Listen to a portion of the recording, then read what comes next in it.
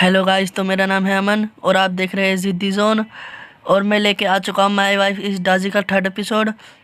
और एक्सप्लेनेशन शुरू करने से पहले मैं चाहता हूँ कि आप इस वीडियो को लाइक करें, कमेंट करें और सब्सक्राइब करके नोटिफिकेशन बेल को ऑन कर दें। इन एपिसोड की हमने लास्ट में देखा था कि जीसाओ भागते भागते अपने सर के कमरे में जा रहा होता है और बोलता है कि सर मरना मत। तो नेक्स्ट सीन हमें स्टाफ रूम का दिखाया जाता है। टीचर डाजी से बोलते हैं स्टूडेंट को अपनी पढ़ाई पर ध्यान देना चाहिए, ना कि हर समय प्यार और रोमांस में। टीचर बोलते हैं ठीक है। डाजी बोलती है ठीक है। जी साहब पीछे से झाँक रहा होता है और बोलता है टीचर अभी तक जिंदा है तो सब ठीक चल रहा है। टीचर डाजी से बोलते हैं तुम एक नई स्टूडेंट हो, इसलिए मैं तुमको पनिश नहीं करूँगा। तुम अपनी स्टडी पे फोकस करो और मुसीबत में मत पड़ो। टीचर डाजी से बोलते हैं कि तुम्हें जी साहब से दूर रहना होगा। डाजी बोलते हैं लेकिन क्यों? टीचर बोलते हैं क्योंकि स्कूल ये अलाउ नहीं करता है कि दो स्टूडेंट एक दूसरे को डेट करें। डाजी टीचर से बोलती है लेकिन हम एक दूसरे को डेट नहीं कर रहे, हम दोनों इंगेज है। टीचर इसकी बात सुनकर बहुत गुस्सा हो जाता है और डाजी से बोलते हैं कि तुम अपनी इंगेज कैंसिल कर दो। ईसा जो कि बाहर खड़ा होता है बहुत घबरा जाता है और बोलता है कि यह तो अब नहीं बचेगा। डाजी बहुत गुस्सा हो जाती है और टीचर से बोलती है सर, क्या आपको नहीं लगता कि आप अपनी हद पार कर रहे हो? टीचर बोलते हैं मैं तुम्हारा टीचर हूँ और ये सब मेरी ड्यूटी में आता है। ये बात सुनकर डाजी को और भी ज़्यादा गुस्सा आ जाता है और वो टीचर के चांटे चांटे मारने लग जाती है। और डाजी को तभी एक आवाज़ आती है और बोलते हैं बचाओ बचाओ। डाजी बोलती है ये तो मेरे हनी की आवाज़ है, वो मुझे बुला रहे हैं।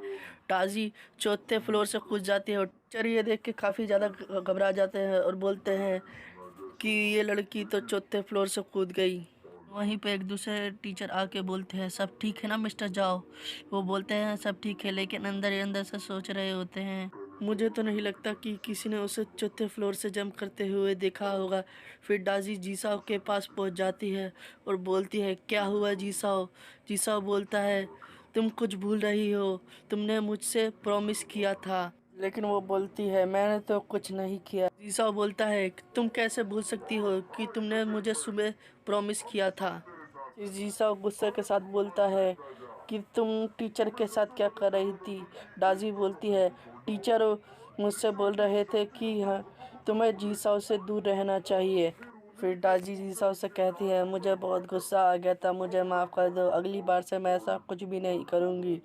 जीसाओ मगरमच्छ के आंसू बहाने लग जाता है और बोलता है जीसा बोलता है यही मेरा मौका है। और डाजी से बोलता है कि ये सब होने के बाद मुझे तो नहीं लगता तुम्हें अब मजीद स्कूल आना चाहिए। ये सब सुनकर डाजी बहुत ज़्यादा गुस्सा हो जाती है और अपने बैग से चाकू निकाल लेती है और बोलती है मैं तुम्हारे साथ स्कूल नहीं आ सकती, तो मैं तुम्हें बांध के अपने साथ घर ले जाऊंगी। जीसा ये देख के डर जाता है और उसके सर पर हाथ रख के बोलता है सब ठीक है, मैं इस बार तुम्हें माफ़ कर देता हूँ। कहता है टीचर ये नहीं चाहते कि हमारा ब्रेकअप हो जाए, टीचर ये चाहते हैं कि हम दोनों अपनी स्टडी पर ध्यान दें, इसलिए तुमको उन पर गुस्सा होने की ज़रूरत नहीं है और तुम अपने गुस्से पर कंट्रोल करा करो। और वो बोलता है आओ चलो क्लास में चलते हैं। वो साथ में अपनी क्लास में चले जाते थे। अभी उसी वक्त वही लड़की और उसका चूहा आ जाता है। फिर वो लड़की बोलती है तो चलो वो वहाँ से चले गए हैं। उसका चूहा बोलता है कि हाँ वो वहाँ से चले गए हैं, मुझे लगता है वो डीमन और जीसा बहुत अच्छे दोस्त हैं। फिर जो वो चूहा होता है वो एक लड़की में बदल जाता है जिसने कपड़े नहीं पहने होते। फिर वो लड़की बोलती है तुम अपने कपड़े पहन लो।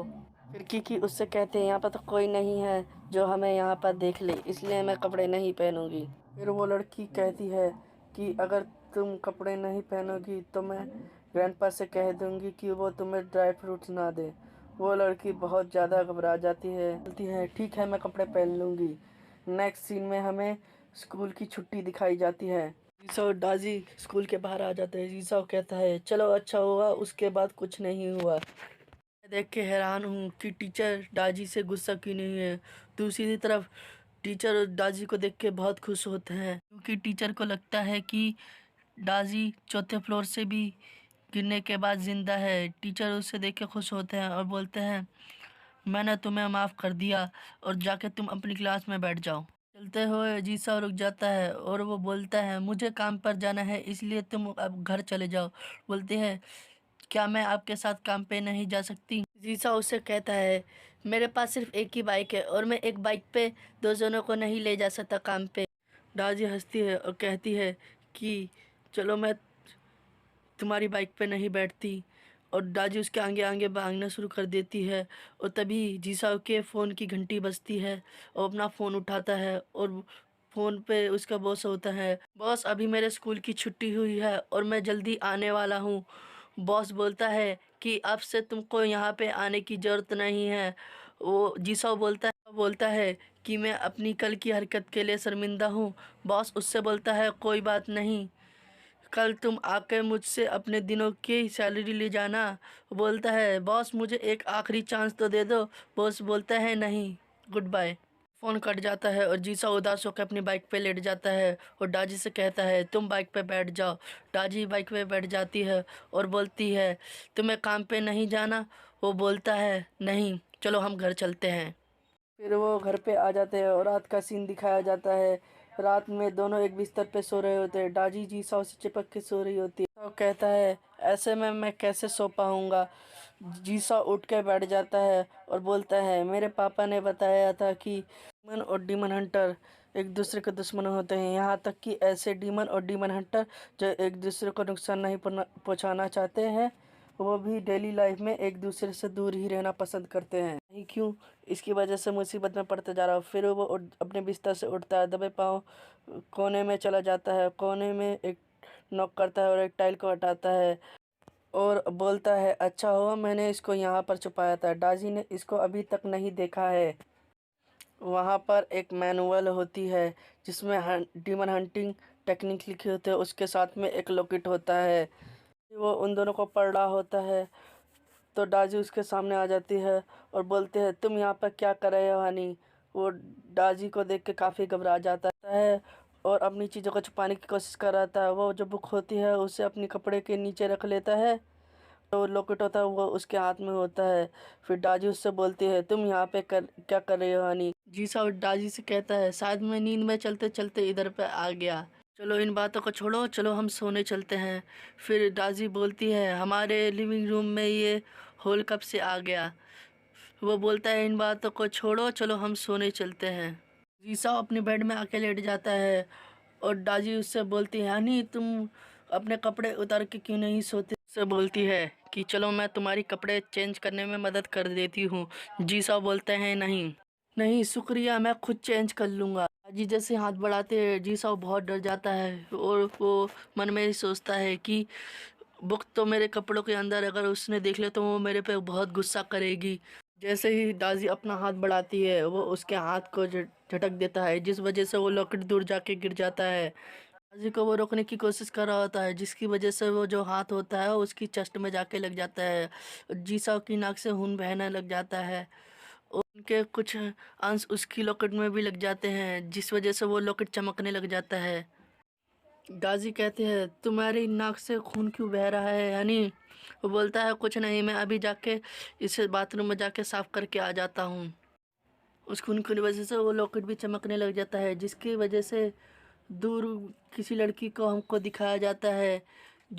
उस लॉकेट के चमकने की वजह से उसके सर पे भी लाइटें चमक रही होती है और बोलती है फाइनली वो मुझे मिल चुका है। कहती है फाइनली वो मुझे सो हो गया। उस लॉकेट को वो लड़की कहती है लाइट स्पेयर लॉकेट। सबकी महसूस हो रहा है वो लॉकेट मेरे आसपास ही, पर मैं उसे ज़रूर हासिल कर लूँगी। इसी दौरान सुबह हो जाती है। दाजी और जीसाओ एक दूसरे के साथ सो रहे होते हैं और बोलता है ऐसा तो मैं कभी नहीं सो पाऊँगा। फिर बोलता है चलो ये अच्छी बात है, खून के बहाने मैं वॉशरूम गया और मैंने उस किताब को छुपा दिया है। जी उठती है और जीसा उससे बोलते हैं क्या तुम उठ गए, चलो मैं तुम्हारे कपड़े चेंज करने में मदद कर देती हूँ। जीसा बोलता है मैं खुद ही कर लूँगा। दादी की नज़र उस जमीन पे पड़े हुए लॉकेट की तरफ पड़ती है। उस लॉकेट को उठा लेती है और बोलती है ये तो एक मैजिक टूल है, क्या ये तुम्हारा है। ये तुम्हारी, इसमें से खुशबू आ रही है। जीसा देख के ये काफ़ी घबरा जाता है। और यहाँ पे होती है हमारे तीसरे एपिसोड की एंडिंग। वीडियो अच्छी लगे तो लाइक करें, सब्सक्राइब करें और मिलते हैं हमारी नेक्स्ट वीडियो में।